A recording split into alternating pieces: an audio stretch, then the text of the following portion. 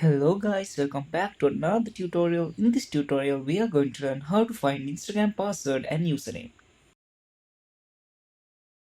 First, open your Instagram app. Then tap on profile icon in the right down corner. Next, you can find this edit profile option in here. So you need to tap on it. Here you can see your username. Then go back and tap on these three lines in the top right corner. Next, tap on settings option. Then you need to click this security option in here.